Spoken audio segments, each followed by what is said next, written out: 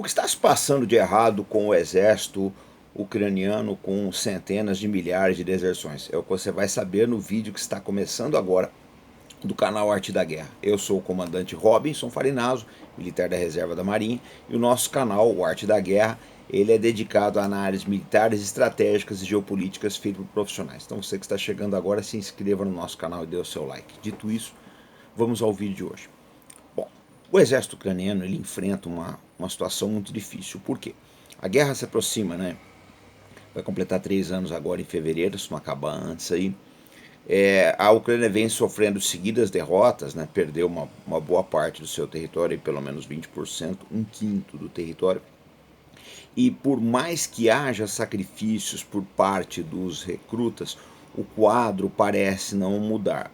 O exército da Rússia, além de ter uma superioridade técnica e de meios, né, tem feito pressão constante nas tropas da Ucrânia.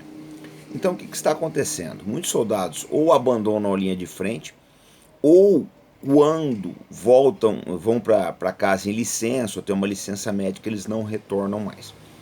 Então, qual é a consequência disso? Se calcula que hoje haja uma quantidade de 100 a 200 mil desertores no exército ucraniano. É muita coisa. É uma verdadeira hecatombe. E o problema vai além, por quê?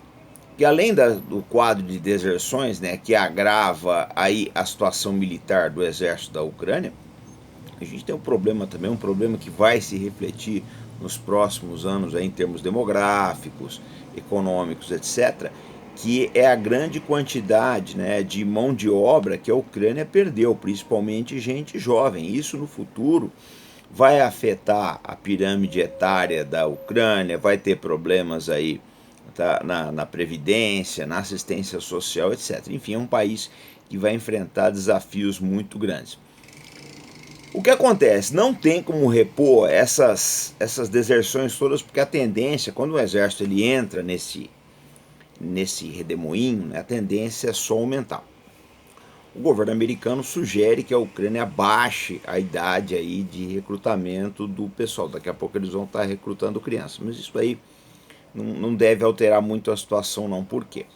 Porque quando essa coisa se dissemina dentro do exército, mesmo que você trazer gente mais nova, só vai acabar agravando o problema. A solução para a Ucrânia eu acho muito difícil.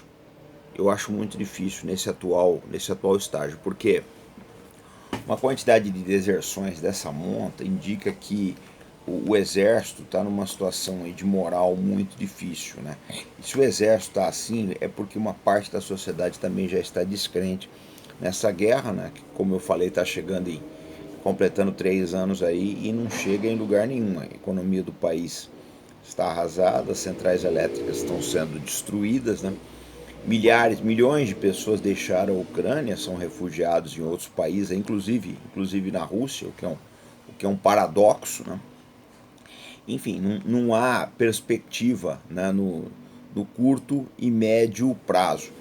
E é um agravante nisso tudo, né, que é a chegada do presidente Donald Trump à Casa Branca em janeiro agora. O Trump promete acabar com a guerra da Ucrânia. É uma promessa de campanha dele. Vamos ver se ele vai conseguir efetivamente fazer isso. Mas de qualquer forma, isso não é uma boa notícia para o governo ucraniano do presidente Volodymyr Zelensky. Por quê?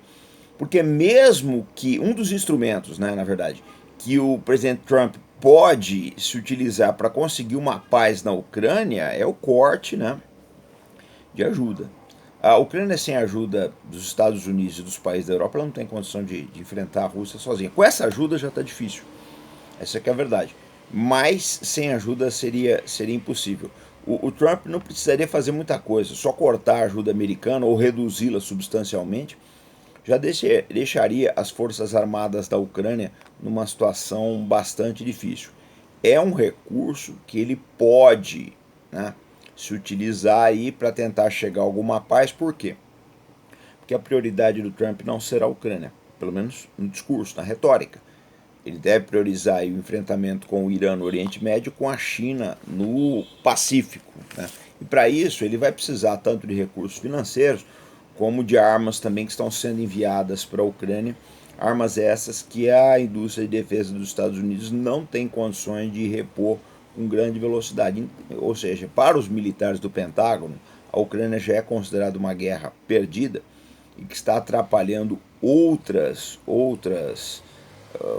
campanhas aí dos Estados Unidos. Então, de qualquer forma, a situação para a Ucrânia no momento é bastante desfavorável, muita gente na sociedade sabe disso, o que explica basicamente, né, essas deserções.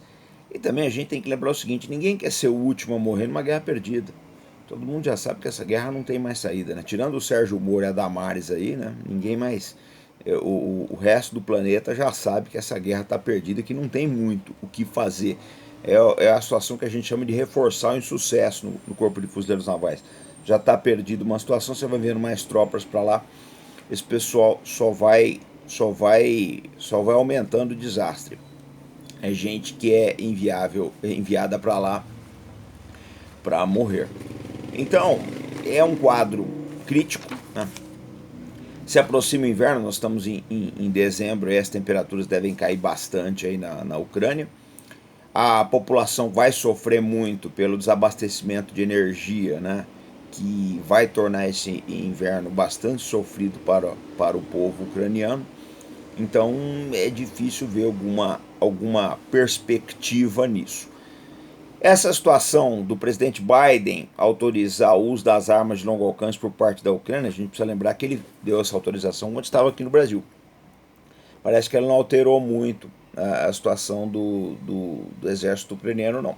Eles atacaram algumas instalações russas, né, com certo efeito aí, mas a gente precisa lembrar, primeiro, que a Rússia tem boas contramedidas, segundo também, que a Ucrânia não tem muitas dessas armas de longo alcance, seja o Storm Shadow, seja os ataques americanos aí, eles não estão disponibilizados numa quantidade muito grande, até porque no caso do Storm Shadow, por exemplo, os britânicos eles estão numa situação crítica, não tem muito para enviar para a Ucrânia. Enfim, a gente não tem boas notícias aí nessa guerra, né?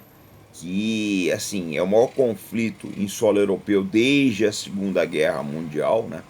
Há o temor dela escalar aí para um conflito mais grave aí, mas não, para a Ucrânia, mesmo que ela escale, ela não terá grandes perspectivas. Não. Alguns países, o Reino Unido, França, falam em enviar tropas, mas os analistas mais céticos acreditam que eles não conseguiriam enviar mais que uma brigada para lá, não faria diferença, a Rússia acabaria destruindo do mesmo jeito. Trata-se, mais uma vez, daquilo que eu vivo falando para vocês, que é reforçar o insucesso. Então esse foi o nosso vídeo de hoje.